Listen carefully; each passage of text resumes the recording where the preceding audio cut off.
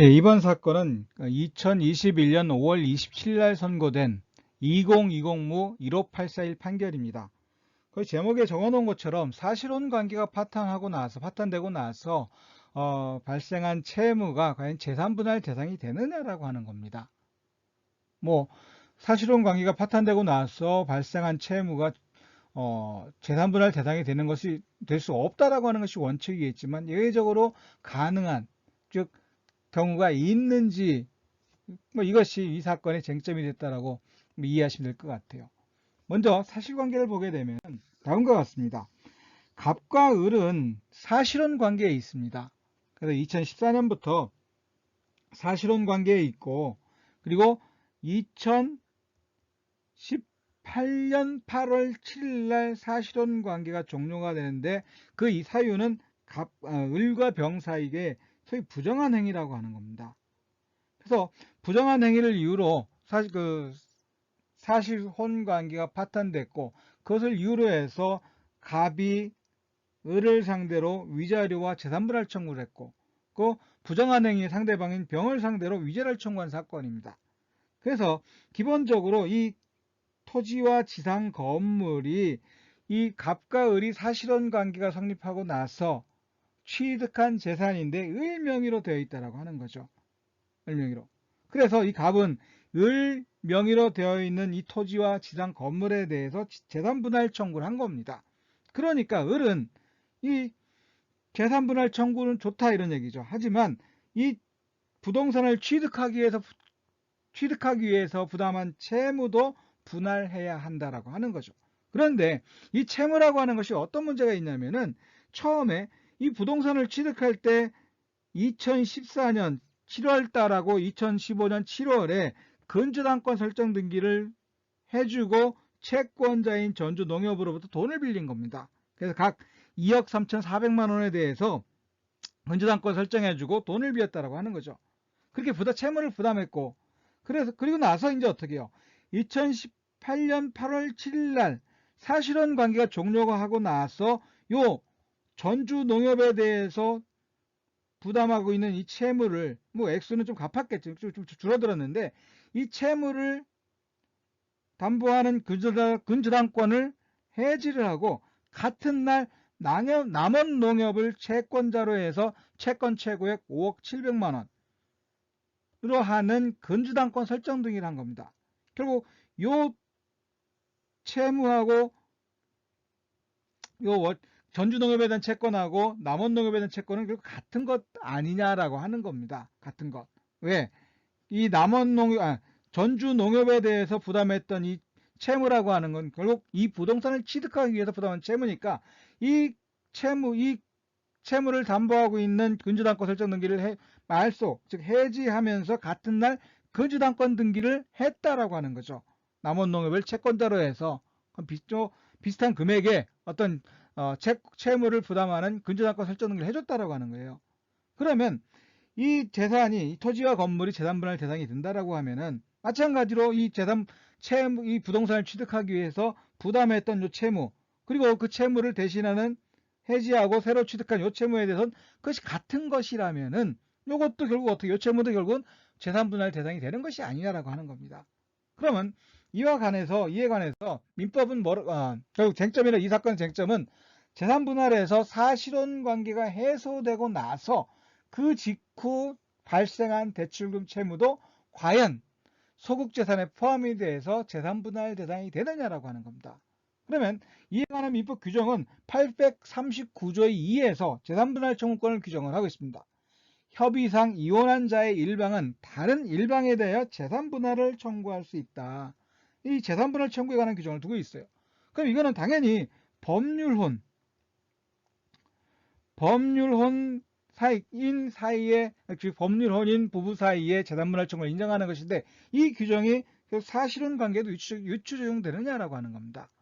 이해가 안 해서 원칙적으로 혼인신고를 전제로 한 일반적으로 혼인신고를 전제로 한 이 효과는 사실혼 관계에 있는 부부 사이엔 적용되지 않지만 이처럼 재산분할처럼 또 사실혼 관계에도 적용되는 규정이 있다. 왜?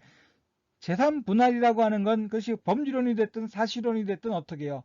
그 공동의 노력에 의해서 축적한 재산이니까 그 혼인관계가 해소됐다라면 법률론이든 사실론이든 모두 어떻게 해요? 청산 대상이 된다라고 하는 겁니다.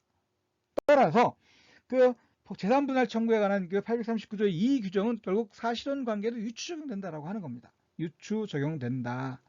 자, 그러면 이 사건에서 법원은 어떻게 이야기를 하고 있느냐? 우선은 기본적으로 일반적인 이야기를 좀 하고 있습니다. 사실혼은 당사자 사이에 혼인 의사가 있고, 그리고 객관적으로 사회관념상 부부 공동생활을 인정할 수 있는 혼인생활의 실체가 있어야 한다. 이런 경우 있으면 결국 어떻게 해요?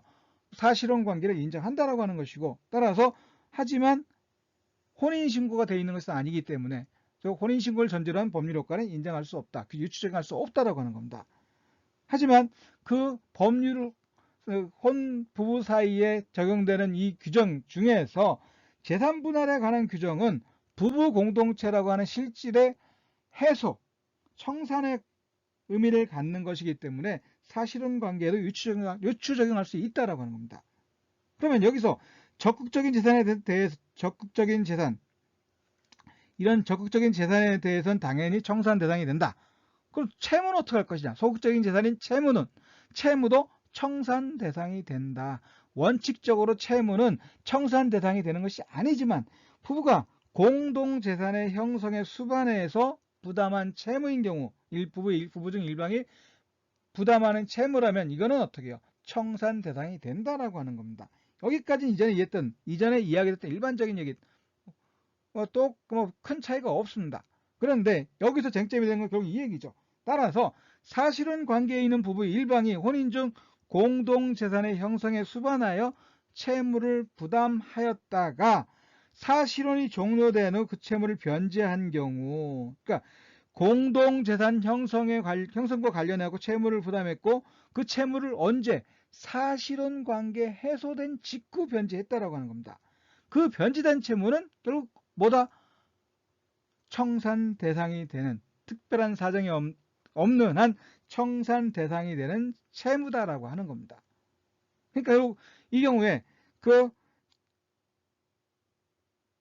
이전에 전주농협에 부담했던 채무를 담보하기 위해서 근저당권 설정 등기를 했고 그것을 말소하는 동시에 새로운 채무를 부담하는 남원농협을 채권자로 해서 새로운 채무를 부담하는 근저당권 설정 등기를 했는데 결국 그 채무가 아니냐라고 하는 겁니다. 그러니까 전주농협에 부담했던 채무는 변제하고 그에 가름해서 어떻게 해요? 결국 남원농협에 또 새로운 채무를 부담했는데 그건 결국 이전에 부부가 공동의 노력으로 부동산을 취득하면서 부담했던 채무고 그 채무를 변제하고 부담하는 새로운 채무이기 때문에 결국 어떻게 해요? 그 새로운 채무도 분할 대상이 된다라고 이야기를 하는 겁니다. 그럼 정리를 하자면 결국 이런 얘기죠. 재산 분할에 관한 규정, 법률인 부부 사이에 적용되는 재산 분할에 관한 규정도 결국 사실혼 관계에 유추 적용되는 규정이다. 그러면 두 번째, 부부 생활 공동재산의 형성에 수반하여 부부 일방이 부담하는 채무도 청산 대상이다. 원칙은 아니지만 공동재산의 형성에 수반하여 부담하는 채무니까 이것도 청산 대상이 된다. 그리고 그 공동재산 형성에 수반하여 채무를 부담했다가 부부 일방이 채무를 부담하였다가 사실혼이 종료된 직후 그 채무를 변제한 경우 변제된 채무는 특별한 사정이 없는 한 청산 대상이 된다. 그렇다면 이 사건에서 사실혼 관계 종료 당시 을이 공동재산인 이 사건 부동산의 형성에 수반하여 전주농협 대출금 채무를 부담하고 있었는지 이것이 문제가 되는데 그걸 심리하지 않았다. 따라서 그걸 심리하여 재산분할 대상인 채무인지 여부를 판단을 해야 한다라고 하면서 어떻게 원심에 환송했다라고 하는 겁니다. 그렇게 이해하시면 될 것 같아요.